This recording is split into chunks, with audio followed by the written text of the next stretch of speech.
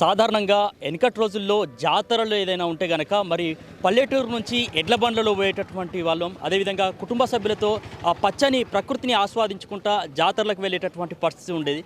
So అప్పటి రోజుల్ని గుర్తు చేసేలా ఇక్కడ మనకు ఏదైతే కాళేశ్వరం సరస్వతి పుష్కరాల సందర్భంగా ఇక్కడ ఎడ్ల బండ్లను కూడా ఏర్పాటు చేశారు. కొంతమంది ఇక్కడ మనం చూడవచ్చు సీరియల్గా ఎడ్ల బండ్లు పెట్టుకొని. సో ఇక్కడికి వచ్చేటటువంటి భక్తజనానికి సంబంధించి వాళ్ళని ఏదైతే ఆ పుష్కర ఘాట్కి తీసుకెళ్ళడానికి ఇక్కడ ఎడ్ల బండను తీసుకొని ఇక్కడికి వచ్చారు. ఎడ్ల బండను తీసుకొని ఇక్కడ మొత్తం సీరియల్గా పెట్టుకున్నటువంటి పరిస్థితి. సో ఒకసారి వాళ్ళ మాటల్లో అడిగి తెలుసుకుందాం. అన్న, ఏంటి ఇక్కడ సీరియల్గా ఎడ్ల బండ్లు పెట్టారు ఏంటి అన్నట్టు? ఇక్కడ నుండి మనిషికి 100 రూపాయలు తీసుకుని గోదావరి వాటర్ వరకు వెళ్తాం సార్. వాళ్ళకు కొద్దిగా సేవ చేసినట్టు కూడా ఉంటుంది. ఆటోలు కూడా ఇక్కడి వరకు వెళ్తున్నాయి కాబట్టి బండ్లు పెట్టేసుకున్నాం సార్ అందరం అనుకుని. అంటే బండ్లు అక్కడ వరకు వెళ్తాయా? నీళ్ళ వరకు వెళ్తాయి సార్. అవును సార్. సో భక్తులు దీన్ని ఎట్లా ఫీల్ అవుతున్నారు ఎడ్ల బండ్లు అక్కడికి వెళ్ళడం? చాలా బాగా ఫీల్ అవుతున్నారు సార్. ఎందుకంటే సిటీలో నుంచి వచ్చి అంటే ఎడ్ల బండ్లు ఎక్కరు సాధారణంగా వాళ్ళు సిటీల నుంచి బాగా ఎక్కుతున్నారు సార్. చాలా మంది ఎక్కుతున్నారు. అవును సార్. అంటే ఫస్ట్ రోజు నుంచి ఉన్నారా మీరు? మే 15 తారీఖు నుంచి? ఫస్ట్ రోజు నుంచి ఉన్నాం సార్. ఎన్ని బండ్లు పెట్టుకున్నారండి?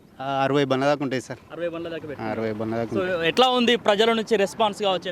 బాగుంది సార్. ప్రజల నుంచి బాగుంది చివరి వరకు. రేపు ఎల్లుండి ఇంకా చాలా బాగుంటుంది. ఈ ఆలోచన అంటే మీకే వచ్చిందా ఎట్లా? ఇది మాకే వచ్చింది సార్. ఈ ఆలోచన మాకే వచ్చింది, మా రైతులకే వచ్చింది అనుకుని పెట్టుకున్నాం. లోకలే సార్.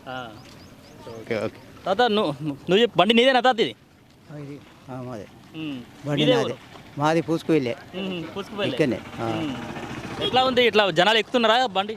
జనాలు ఎక్కుతున్నారు, బండి ఎక్కుతున్నారు. మాకు డబ్బులు కూడా రోజు 2000 3000 దొరుకుతున్నాయి. 2000 3000 దాకా దొరుకుతున్నాయి. అంటే వ్యవసాయం చేస్తారా మీరు? వ్యవసాయం చేసి.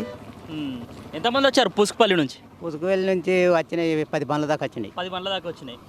సో ఒక్క బండ్లో ఎంతమంది తీసుకెళ్తారు? 3 4 అంతే. 100 రూపాయలు ట్రిప్ అంతే.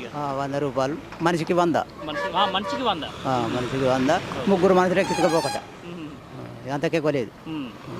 మళ్ళీ అంటే తీసుకుపోయి మళ్ళీ వాళ్ళు తీసుకొచ్చే క్రమంలో వాళ్ళు కూడా ఎక్కుతున్నారా? ఇటువైపు వచ్చే వాళ్ళని కూడా? ఇటువైపు వచ్చే వాళ్ళని కూడా ఎక్కించుకురాస్తాను.